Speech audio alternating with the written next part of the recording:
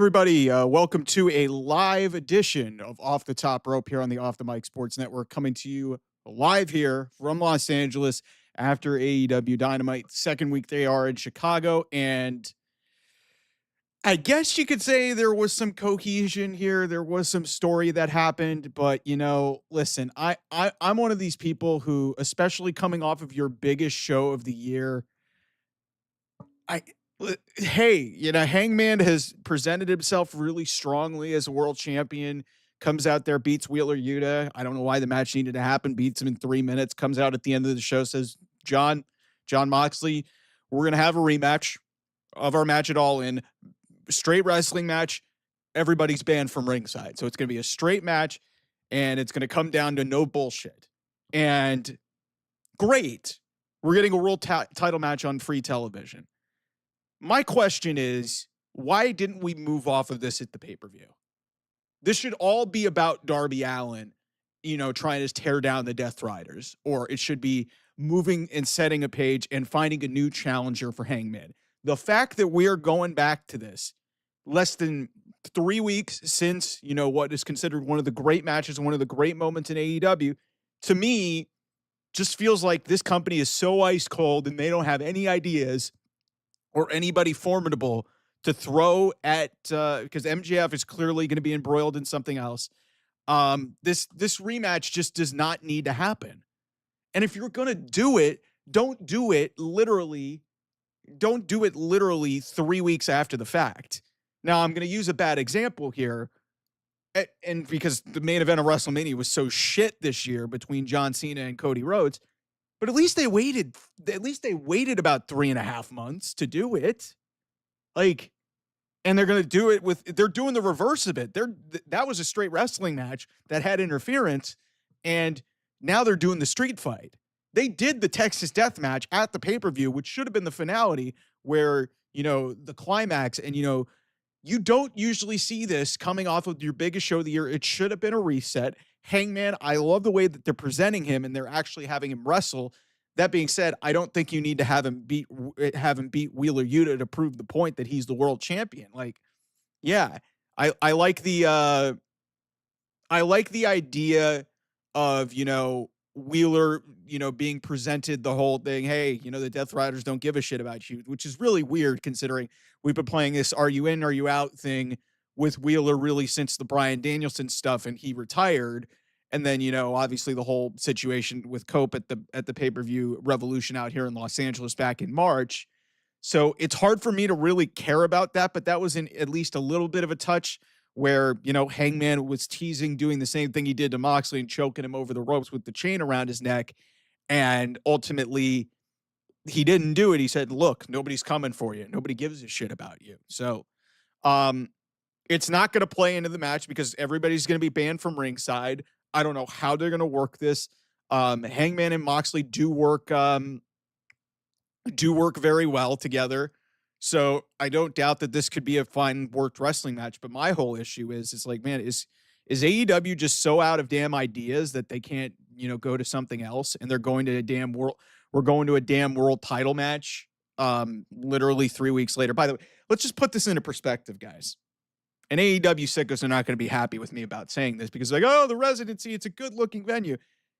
Guys, these two men performed in front of nearly 20, depending on who you talk to, 25 to 30,000 people. They're going to be wrestling this world title rematch in front of less than 1,500 people. Think about that. This was at their WrestleMania in front of a stadium crowd in Texas. Now they're in Chicago, one of their hubs, and they couldn't wait 3 weeks to do this rematch again, which, by the way, did not need to happen. This absolutely makes no fucking sense whatsoever to rush back to this. By the way, where the fuck was Darby Allin? He just showed up in the middle of the match. It had no bearing on it, and he wasn't even there. At least last week, he was kind of a distraction, and it led to Hangman ultimately. It led to Hangman, hitting the buckshot on Moxley. It's just, I just don't know what ideas. I don't know what ideas these people, because here's the other thing. Tony Khan, at 6 p.m. Eastern tonight, had 2 matches announced for this show that were announced on Collision, by the way, which was Billy Starks and Tony Storm in an eliminator match, and obviously Wheeler Yuta and Hangman Adam Page. Then they just threw a bunch of other shit. There was actually a really good tag match between Jet Speed and FTR, and we kind of advanced the story there with FTR and Cope. Obviously another big talking point on this show is MJF. And based on the fact that, like, hey, we're 2 months into this run with the Hurt Syndicate, and the Hurt Syndicate's already kind of wants him out. So it's just we're killing that storyline. Then they want to keep the Death Rider storyline going on. That makes a whole hell of a lot of sense. Oh my goodness. Like it wasn't a bad show per se. There was some good wrestling on this show. There never is really bad wrestling on this show. There was a weird DQ finish. And listen, here's the other thing, RM, that you bring up. They announced this first round match. They announced this tournament, and FTR and Jet Speed are facing off in it. They only announced one matchup in the tournament. And I heard part of the reason why is the Guns were supposed to be in this, but Colton Gunn got hurt on Collision in one of those, what was it, for $200,000 on Collision. So you're killing people over fake money. That's great. I totally agree that FTR Jet Speed probably should have been the final. Unless they got something else really good cooked up. Because it seems like Nick Wayne and based off the backstage promos, it seems like Nick Wayne and Kip Sabian are going to be involved in this. I just don't know what other tag teams you have. Jet Speed was literally fighting for the world championships at the pay-per-view at All in Texas, and now they're out in the first round by the skin of their teeth. FTR is probably going to win this tournament. And they're probably going to Forbidden Door, and they probably are going to beat the Hurt Syndicate to win the tag team championships because of MJF, and maybe the Pinnacle reforms. And that sets the stage for, some fun stuff, with Cope and Christian reuniting. And then obviously Cope and Christian can challenge for the tag team titles in Canada, which would be very interesting. So, listen, like I'm over the Forbidden Door concept, man.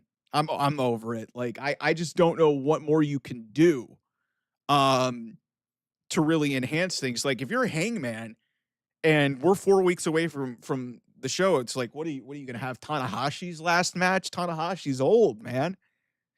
Naito's old. Like, what are you going to do? Like, so it's just there was some stuff that I liked on this show. I liked Hangman's aggression. The stuff with the women needs to get better. I don't know what they're doing really with Tony Storm and Athena. Athena seemingly teasing the cash in, and then Alex Windsor comes out, and because she's got a match on Collision, she saved she saved Tony Storm from getting cashed in on. I don't know why, but and really all we got from the women beyond the 10-minute match that Billy Starks had with Tony Storm was a video package hyping up the new creepy trio with Tekla, Julia Hart, and Sky Blue. No other women on this show. Great use of your women's division. That's really talented. It's just,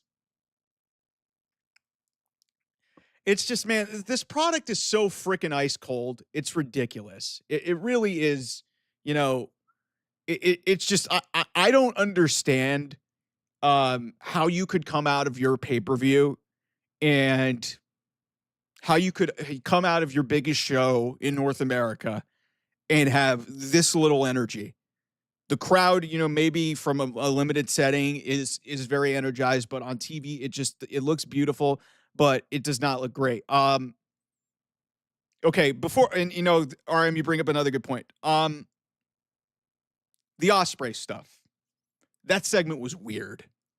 That segment was really, really weird because he came out there and I honest to God thought that this guy was going to be out for a year. And he says, I have a herniated disc. I have 2 herniated discs. I have 2 herniated discs, and ultimately, I'm only going to miss. But the good news is I'm going to be healthy in time for Forbidden Door. What?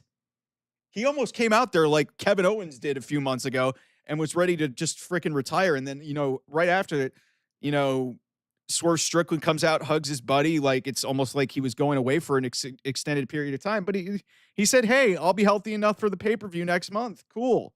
So the neck issue, yeah, that neck stuff doesn't heal up in a month. Like that was weird. That was really weird. And him being on television, not selling it was a little bit odd, considering, hey, Samoa Joe suffered the exact same fate. He's clearly off TV, going to do, his Twisted Metal stuff. And he's going off to do his show, and we haven't heard or seen from him at all.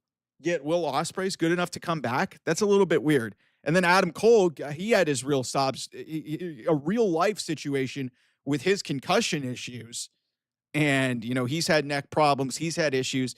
And Ospreay gets in there and he basically says, yeah, you know what? Hey, I got a herniated disc. I got a bunch of stuff here, and I'm going to come and I'll come back. I'll be back in a month. No big deal. Really strange. Really strange. Listen, somebody in the chat said, Fresh Fly. I'll give you a shout there. Also, by the way, super chats, best way to support the channel. Like, share it, subscribe, share this to your friends. Love spreading the love here on the channel. What would heat up AEW for me? Listen, first of all, they need to get fresh opponents for Hangman. They've got to get rid of this Death Riders thing. And you've got, in my opinion, at some point, you've got to heat up MJF to the point where he feels like the MJF of old. Because what really got me thinking of restoring the feeling, and what I really liked in the open of this show, is Hangman and MJF got in each other's face, and Hangman basically called him a fucking coward. And Hangman's acting like a tough guy, which is great. That feud can revitalize a lot in this product. Swerve Strickland doing good work, potentially. I mean, I would have loved to have seen Swerve and, Ospreay be a team, but clearly they're going with Swerve going up against the Don Callis family, ultimately. And then also, RM, you said it here. Use your women's division more. WWE did a whole fucking show with their women. AEW, I'm not going to say they have a comparable women's division of WWE. They've got talented women. Megan Bain's sitting on the sideline. She's doing stuff on Collision. Anna Jay's great. Tekla's great. Aminata's great. Like there's just a lot. There's just a lot of things that are great. Also, separate note, if they give me more tag team matches like, FTR and Jet Speed, that was awesome. That was an awesome tag team match. Speedball Mike Bailey and Kevin Knight are a hell of a lot of fun. Like they are a hell of a lot of fun. But this Hurt Syndicate thing, maybe they're speeding this thing up because they want to revitalize and get some new life behind MJF and also the Hurt Syndicate. It seems just way too obvious to keep them heels right now. They should be baby faces. So, the Adam Copeland tweener thing, saying that he bought them out, was a little bit interesting. So that loose alliance is there. And now you kind of introduce the Hurt Syndicate to FTR, because clearly, to me, I think there's only one result of this tournament that makes any sense. And that is, FTR and the Hurt Syndicate at Forbidden Door. That's the presumptive thing. Look, Tony, given the resources that he had, only announcing 2 matches and then putting this thing together, like I said, it wasn't a bad show. It wasn't horrible. It's just there was no rhyme or reason, and it was just, it seemed like there wasn't a single solitary direction of where they wanted to go with things. Like there was a lot of stuff that was just, scattered all over the place. Like even here's the embodiment of the show. They played the Jon Moxley promo backstage, basically saying, yeah, I lost, so what? And then they flash a graphic with, Hangman and Yuta. And basically that was the encapsulation of, hey, there was no real direction or no real organization or structure really figured out for this show. And that's what happens when you only plan 2 matches out for a show. And then Claudio's facing Briscoe in the main event. I love Mark Briscoe. I love Claudio. I don't remember a fucking thing about that match. Those guys beat the shit out of each other for 10, 15 minutes, but it meant nothing. Briscoe just won. He's probably going to face MJF next week. At least he teased that because there was a promo before. But then all of it led into the aftermath of what really was the story of this show, which was Hangman challenging Moxley for the world championship. Like, it's just, it didn't make a lot of sense. Like, that's your main event. And then all of a sudden, I do like that they bookend the show. Unpredictability is fine, but there's got to be some rhyme or reason to it. There was no rhyme or reason to a lot of what happened on this show. Like, the middle portion of this, okay, you set up a tournament, but, there was a lot of stuff that was just all over the place. And like I said, really the encapsulation of this show is, hey, they were throwing up a graphic for a match that already happened. They were throwing up a graphic for the match that already happened. So, listen, if anybody appreciates unpredictability and booking up against the wall, it's me. Like, WWE has done this countless times. And like I said, this wasn't a bad show, but this was not the show that you expect 10, 11 days after a big-time show that they just had. And to me, going back to a match that they've already done at their biggest show of the year. By the way, this is going to be the 6th time that Hangman and... Dude, Nitro was 25 years ago. Nitro was 25 years ago. We need to stop this WCW comparison, okay? Like, it's fine to be unpredictable, okay? I get it. I understand that people need to be unpredictable. But when you are in a position that AEW is in, where they're coming off of their biggest show of the year and you seemingly have the conclusion and you're still running the same stuff, that's where I'm like, okay, you need to give us more going into this show. Like, if you had, like, if you're, like, not coming off of such a big show, it's fine to, like, not have anything really significantly planned, especially in a residency show like this. But you're literally 10, 11 days removed from your biggest show of the year.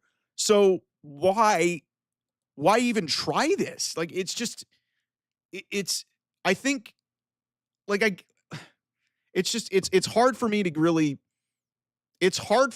get behind a lot of the stuff that they did on this show. And this Death Riders thing, as a lot of you guys are pointing out in the chat, this thing has gone on for 9 months. We built this thing up to a big time pivotal conclusion where the briefcase is freed, or the world title is freed from the briefcase. Should be the start of a new chapter for AEW. And talking about, hey, releasing the championship. Yet Hangman's still fighting these guys off. And hey, you fought all of them off at the damn the damn pay-per-view. So why even have the band at ringside thing? You fought them all off anyway. So it's just this feels like it's just it feels like it's rushed. It feels unnecessary. They didn't need to go to this. It's just an odd way to build it. Who's the top heel? That's for them to find out. You can't just build to that type of conclusion with that sort of finality and tapping a guy out in your biggest stadium show and then just go back to it immediately. Cody finished his story at WrestleMania 40. You want to know who he faced right out of the gate? AJ Styles. Why isn't Hangman having even more interactions with Swerve? Why not that?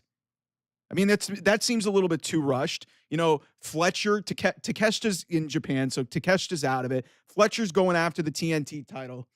Fletcher could have made a lot of sense. I mean, obviously Okada's already embroiled being the unified champion.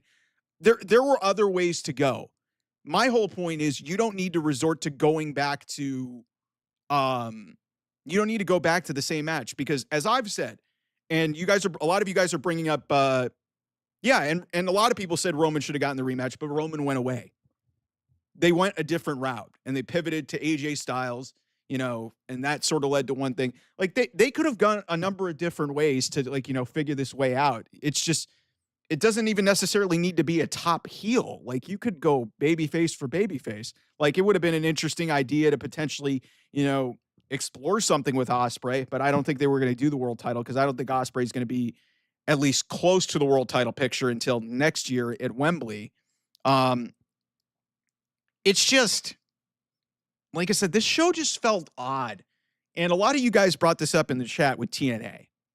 And I was critical of TNA, with some of the decisions they made at the end of their pay-per-view. Overall, that show Slammiversary on Sunday was really good. It was really good. There was a lot of good matches on the show. There was just some questionable booking choices, like giving your top two titles, your men's and women's title, to WWE talent is certainly a choice, and they didn't land. And to me, it just felt like the obvious way to go was to have, the hometown guy, Mike Santana, win in his hometown. Even if his contract's up at the end of the year, you could have still given him the title and, figured out a way to get it off of him at Bound for Glory, or, maybe even closer to the end of the year. The point here that I'm trying to make is TNA didn't land the plane the correct way, seemingly, for a lot of people. TNA didn't land the plane. Meanwhile, AEW did, but as I've said, and for any of you guys who have been here on the channel who are new, and Celeb Facts and Quotes, I completely agree. If Ospreay's hurt as badly as he is, that makes that segment even more odd. Because why would you basically say, yeah, you know what? Hey, I've got herniated discs in my neck, and I'm going to be out for, I'm going to be back. I'm optimistic I can get back in time for Forbidden Door. Don't even rush it. I understand it's your show. It's in your country, but you don't need to rush it. Heal up, man. Will Ospreay works like a fucking maniac. Yeah. So anyway, the ending for Slammiversary did suck. And we'll see how the follow-up is. On NXT, it was a little bit weird because their big follow-up was having Santino Marella challenge Ethan Page for the newly minted Canadian North American Championship, which actually is a pretty neat design. Which that was sort of weird. And also the Undertaker chokeslamming Trick Williams, which, I think is good for exposure. Some people will think that TNA is getting jobbed out. But the follow-up, I think there should be an invasion. That's the only way for this to make any sense. Otherwise, TNA looks like a younger brother. They look like the little brother, man. Like so we'll see. They should do an invasion because how else does TNA look strong in this if their top two world champions are NXT stars and they're just okay just being in their company without it? So we'll see where that goes. But the point here is your closing angle for your biggest show is only as good as your follow-up. And in 2 weeks, what AEW has directly told you is, hey, we don't have anything to spin this thing forward. So we're just going to go back to what we did literally at the pay-per-view. So it was a smart move to put Undertaker on that show because he does draw.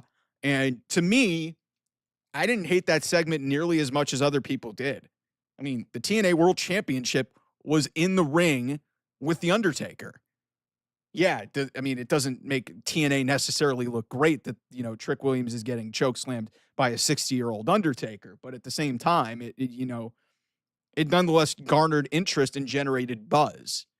And yes, you may not applaud what TNA is trying to do, but it doesn't make it any less interesting. So, yeah, listen, it's just TNA, didn't really land the plane at their show. AEW did. AEW seemingly going backwards rather than going forwards. We'll see what TNA does in their follow-up to Slammiversary and how they build to Bound for Glory.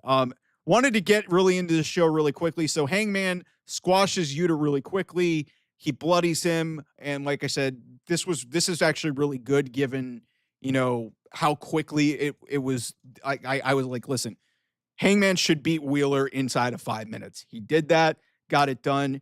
They hammer home a storyline plot point that I actually kind of liked, where he basically said, yeah, you know what? Hey, none of your guys really give a shit about you. So,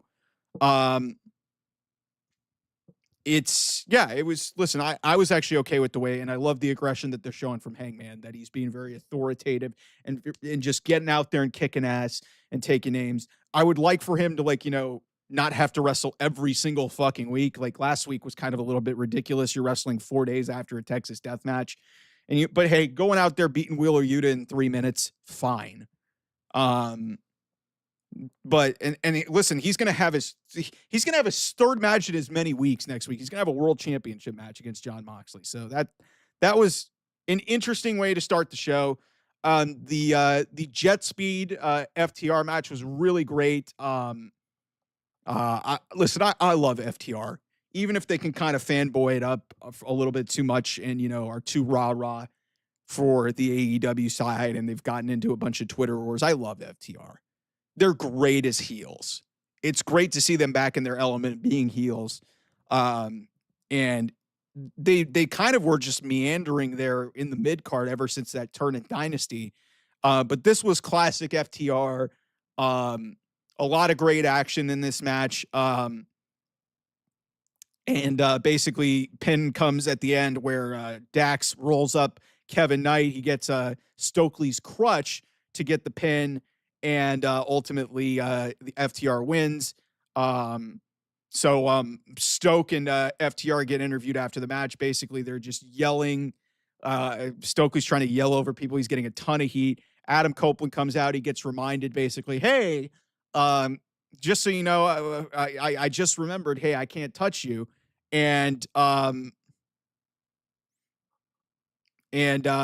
So he said, yeah, I made a business deal with somebody, and these people are in the business of hurting people. And out comes the Hurt Syndicate, MVP, Lashley, and Shelton Benjamin. They had to get separated from FTR, and seemingly Cope tries to get a spear in on Stoke again. Stoke gets out of the way. A security guard eats it. Listen, I like what they're doing with this story. And obviously the Hurt Syndicate is the new layer to this story. And it sort of plants the seeds of, it just, a lot of this seems really rushed, but I think given the time constraints of what they have, and literally, hey, we got a month and a half. What is it going to be like, or 2 months until we get to All Out in Canada.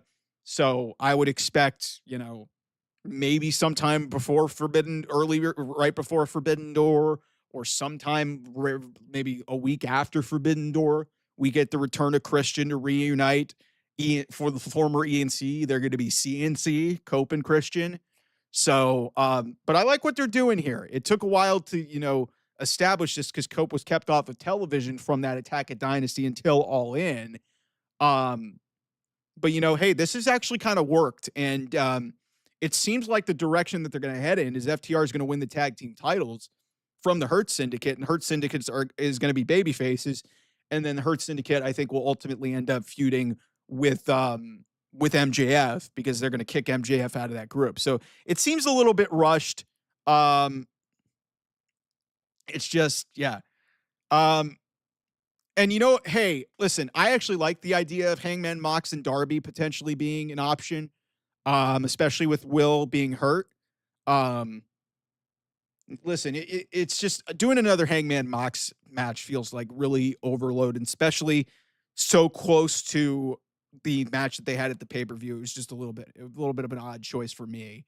I like some of the promos that Nick Wayne's cutting. He says they called them uncaged, so that was very interesting. John Moxley gets a promo, which was weird. Like I said, I mentioned, the whole thing with John Moxley, where they literally in this pre-tape promo, they flash a graphic and almost immediately pull it down. Say, shit, we throw up a graphic of a match that already happened. So that was kind of embodiment of just like the lack of planning. The Will Ospreay promo, we kind of already talked about it here. He said he had neck trouble for 10 months. And I was like, oh boy, is he really going to sit out? And, basically he said, yeah, he talks about, hey, the good news, the doctor say it'll be treatable. I should be back in time for Forbidden Door. And then, Swerve hugs him on the stage afterwards. Some people were thinking that there might have been a plan for a heel turn here from Ospreay, which I don't know why they would do that. Look, Moxley to me, now without the world title and all this, he listen, I think the Death Riders gimmick has really disguised how good John Moxley can be when he actually has more substance to him than just a bunch of riddles and just a bunch of dudes fighting his battles for him. Tonight was actually, a good side of John Moxley. I actually like Nick Wayne and Kyle Fletcher a lot. And I think it was like I understand why they gave Dustin Rhodes the championship, the TNT title.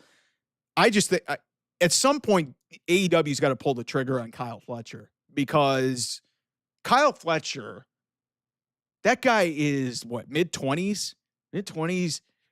Like he's got like a Randy Orton build to him. He's actually pretty decent on the mic, and they could have done stuff with him in the Continental Classic. They could have done stuff with him. Maybe had him. I understand why they didn't have him go over Ospreay in the final match because Ospreay's one of the faces of this thing. But it felt like they missed a chance. And then obviously this Adam Cole thing really kind of threw a wrench into things. Hey, they threw Dustin Rhodes in there at the last minute in Texas, give him a big time moment, have him finish his story, I guess. And hey, they'll take the title off of him. Kyle Fletcher will probably get a ton of heat. Nick Wayne really impressed me tonight.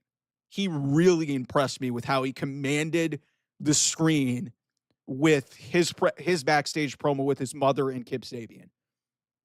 And that guy's only like 18, 19 years old. Nick Wayne can wrestle. He's a smaller guy.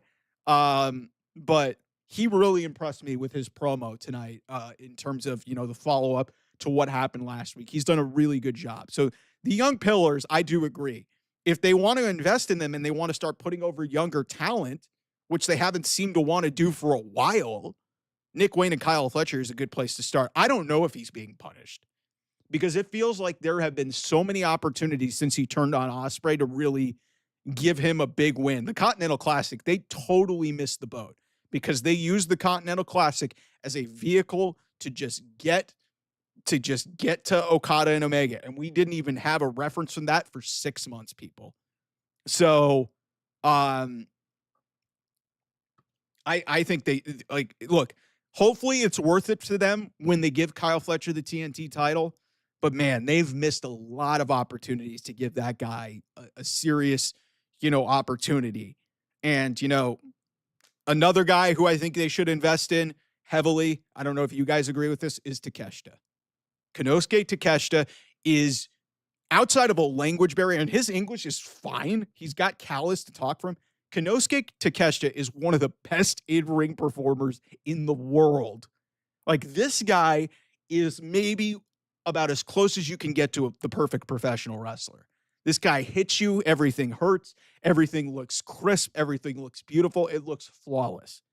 That guy is somebody they should get behind. And the one thing that might be holding him back a little bit is the language barrier. But we've seen that hasn't stopped people from being effective, being at the top of the card. So I don't see any reason why Takeshita shouldn't be included in the conversation with, the young pillars of Nick Wayne, Kyle Fletcher, and whatnot. So anyway, we got a little bit on a side tangent. This is why I enjoy the chat. I love to hear from you guys. Like I said, super chat's open.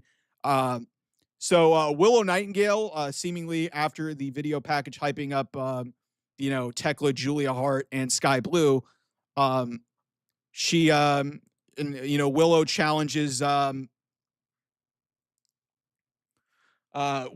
challenges Tekla. And listen, I'll say this. First of all, I love me some Willow Nightingale. Tekla's actually really impressed me. I've heard from around that she's a good promo, and it's amazing to me that they haven't let her talk. But Tekla, with her aggression, with her kind of like her spider gimmick, and she's got some good qualities to her. So it's nice, she's got a crew to run with. I love Julia. I love Sky Blue. I think that that's a good thing for them to be together.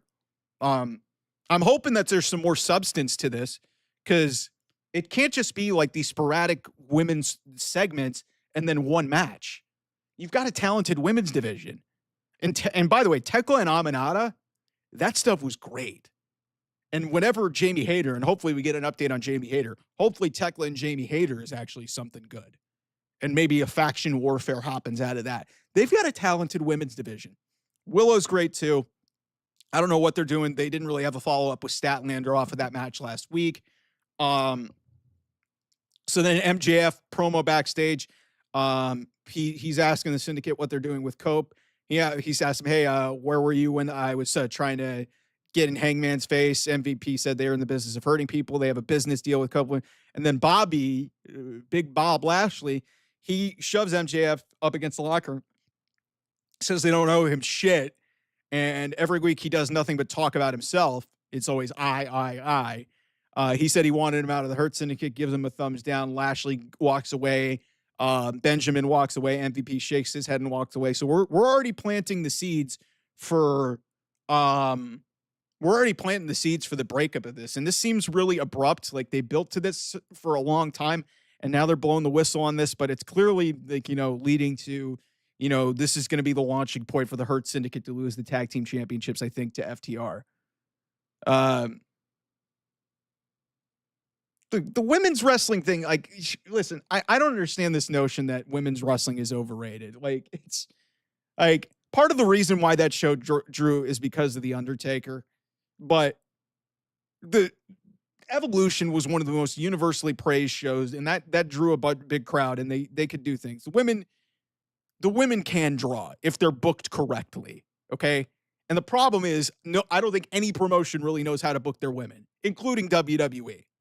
Like, they've booked effective women's storylines in WWE, but the way that they've rushed a lot of this stuff to the pay-per-view with Evolution was really what frustrated me.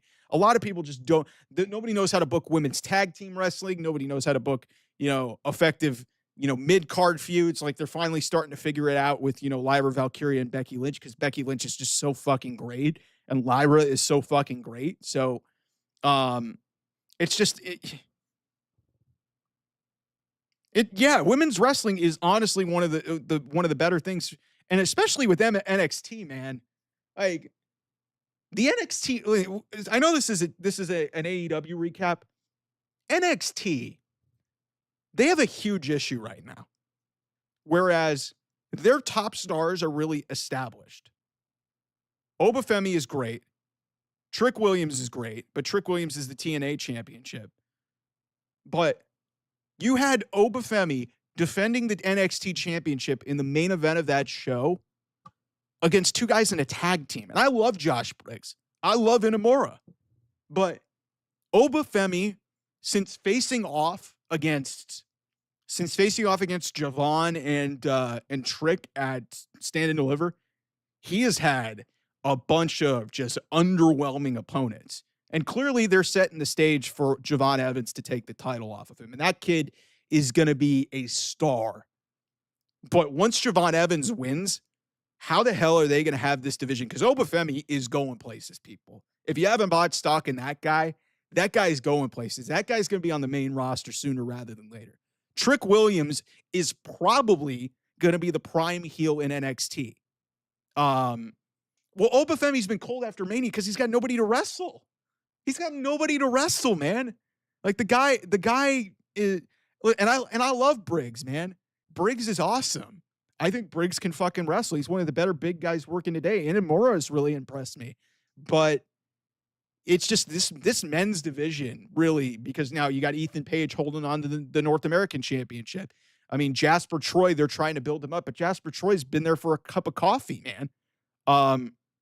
It's not, that's great that you met Javon Evans. He seems like the most real kid in the world, man. Most real kid in the world. Like, you can tell how much fun that kid is having when he just comes out there and he just has that smile on his face and he just lights up a room with his offense and just with those personality. And even if his promo, like, still needs some work, it doesn't, he comes across as just a very authentic individual. And that's why I think this guy is going to be a freaking star, because he's already just one of the most gifted athletes that I think I've ever seen come in a wrestling ring at this stage of his career at 21 years old. And like I said, he's going to be the NXT champion, I think, before the end of the year. I think he's going to beat Obafemi pretty soon, because Undertaker giving him the rub at the end of that show, I think might have even been more impactful than what he did with Trick Williams earlier in the night. So, but yeah, NXT's, like I said, from a production standpoint, they do the best that they can, but some of the stuff that they've been doing is a little bit odd. Like Ethan Page, like, I love Santino. It got a great pop. It got a great reaction, but I don't know what that really does. I don't know what that really does for, I just don't know what that really does. But yeah, Javon just seems like a down to earth kid, man. And like I said, I love his entrance. I love the way that he interacts with the fans. I love his offense.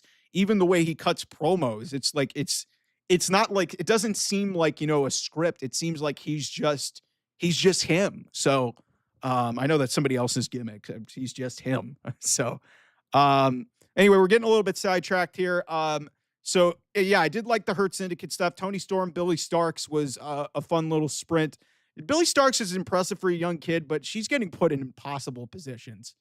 Like she faces Mercedes, she faces Tony, and she's just losing as a vehicle to get this. Because really, what this was about was, hey, after the bell, Billy Starks, gets tapped out. She hits Tony Storm in the back with the AEW Women's Championship. She gets Athena from up down on the balcony. She just takes out Aubrey Edwards. Athena teases cashing in her contract and teases signing the thing. And then ultimately Alex Windsor, Mrs. Will Ospreay, the soon-to-be Mrs. Will Ospreay. She's got a ROH Women's Championship match on Collision this week, so Alex Windsor helps save Tony Storm. I don't really get the connection here outside of that. It's just and also please like, share, and subscribe here. Thank you guys so much. I'm trying my it's and you know what? That's a good comparison. Billy Starks is really experienced. She's got a little bit of Rhea Ripley to her that she could get there. We haven't really heard her talk that much, but believe me, I've had friends tell me about how good Billy Starks is. And Billy Starks is younger than Javon Evans. She's like 19, I think. She's a prodigy, much like Nick Wayne. Those are pillars that you can build off of. But Billy has really been put in an impossible position. She's really been put in an impossible position to, just have to fend off Athena's battles in the most inconvenient spot. I think they should absolutely give Athena the championship, but the question is, are they going to, immediately, what are they going to do with the Ring of Honor championship? They're clearly setting up for that Ring of Honor championship. I don't think Alex Windsor beats her on Saturday, but they've had many opportunities to take that Ring of Honor championship off of Athena. I think that, Athena should be the champion. I did see the story about Layla Hirsch. A lot of AEW sickos were losing their mind off of this.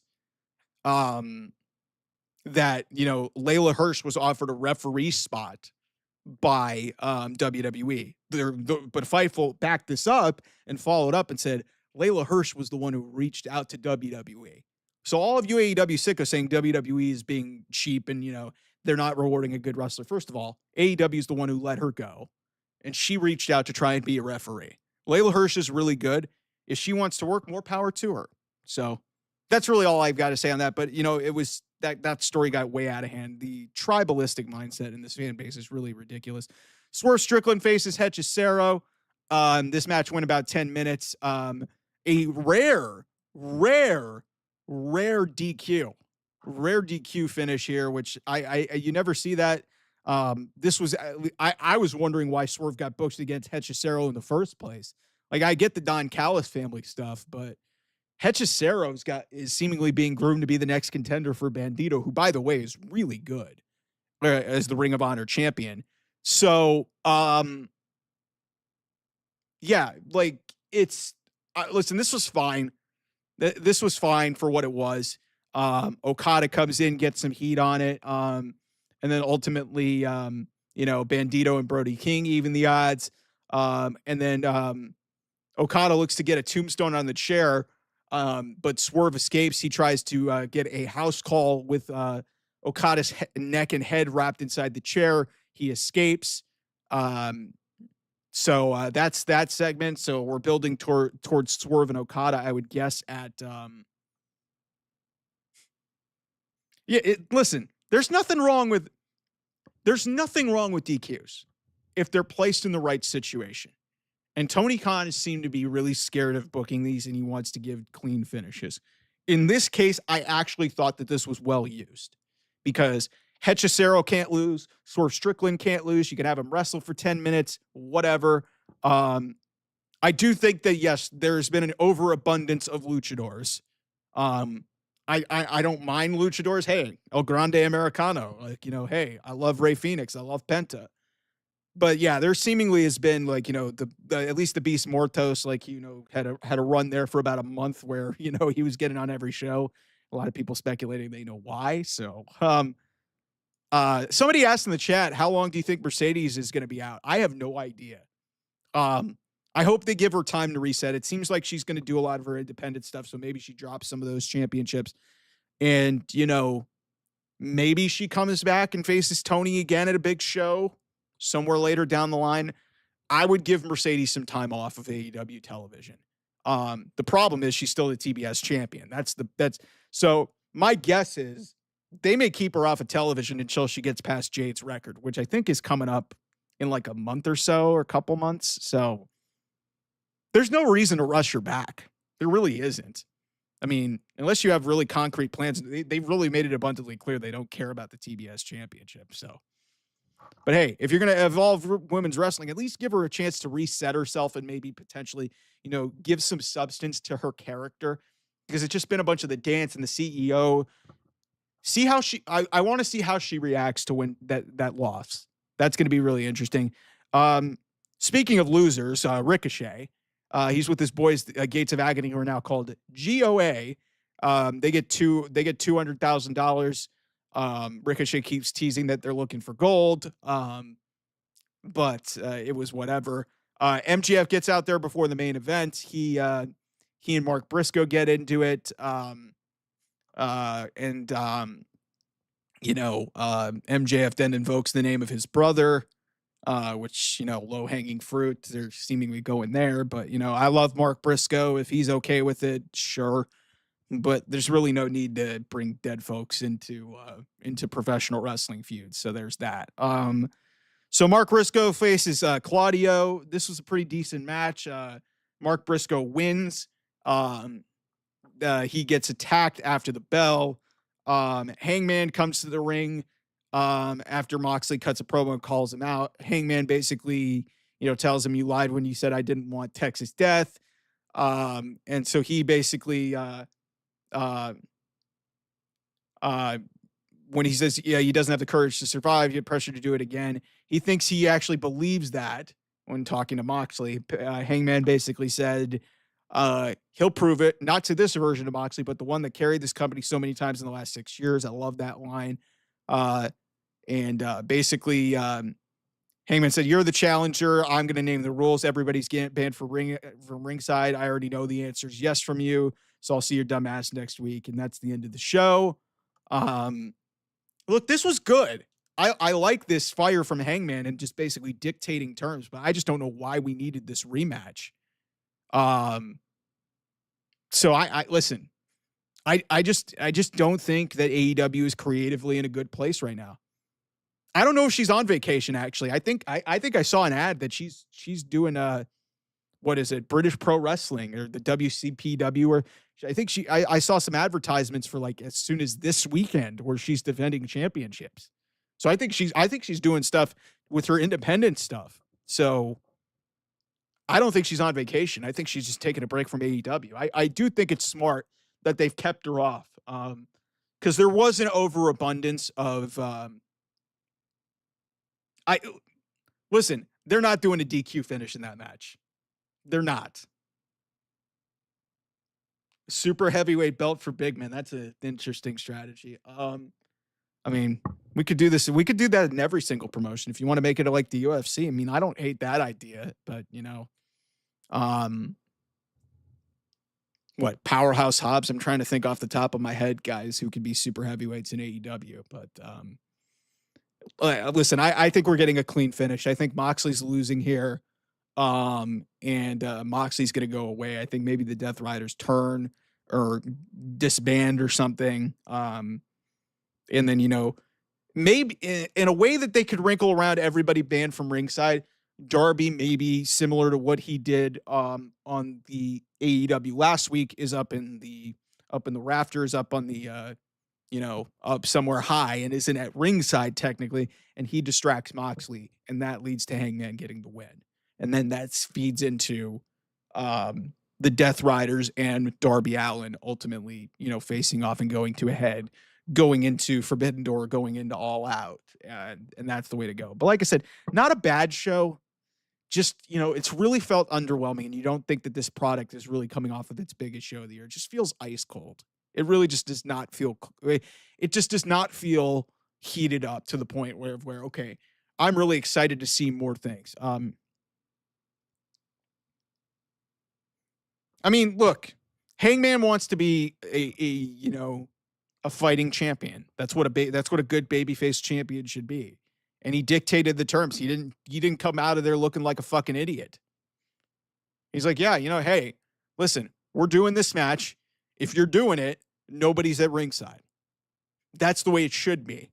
Have it be a straight wrestling match. These two work really well together. I saw these guys wrestle at the Key of Form a couple years ago in January. And they'd opened the show. It was a great match. These two really know each other well. But let's hope that this is the last of this, saga with the Death Riders. At least, the Death Riders against Hangman, and Hangman could move on to some new competition, and we could finally start exploring the Darby Allin component of this whole thing. So anyway, I've gone really, really long here. Thanks to everybody here who subscribe. If you got any questions, I'll stick around here for a couple minutes. If you guys got any questions, super chats are open. That's the best way to support the show. I love doing these. I love interacting with y'all. But yeah, I'll stick on here for a couple minutes. Thanks to everybody who subscribe and supports this channel. It means the world to me. We're almost at 1,700 subscribers. Really incredible considering about this time last year, I was at about 10, 12, something like that. So it means the world that you guys support the channel and, support me. It means everything. In the end, I want wrestling to do well. I just think that sometimes these sickos just get way too much in their feelings about ratings and stuff. And, we need to have a better conversation about AEW can be a good challenger promotion. Listen, TNA with the right television deal can absolutely beat AEW. I did a video about that and people were snickering at me saying that I'm a hater. Listen, AEW has the better roster, but TNA from a booking perspective does a lot better by their talent. And I understand that, the whole NXT component and that whole risk that they're taking. But I do think if TNA gets a lucrative television deal and gets put on a decent network, they could have a chance to challenge AEW. I don't think that's a laughable proposition. I really don't. Super heavyweight division, I don't hate that idea. It's just, like I said, you could literally do that you could do that in just about every promotion of wrestling. I mean, hell, it could be that you could literally inspire a championship in WWE by Big E, big meaty men slapping meat. So, yeah, but anyway, I'm going to sign off for now. Thanks so much, everybody. I appreciate all you subscribing here and watching here on the channel. A lot of views. I really appreciate it. Hit the like, share, subscribe. I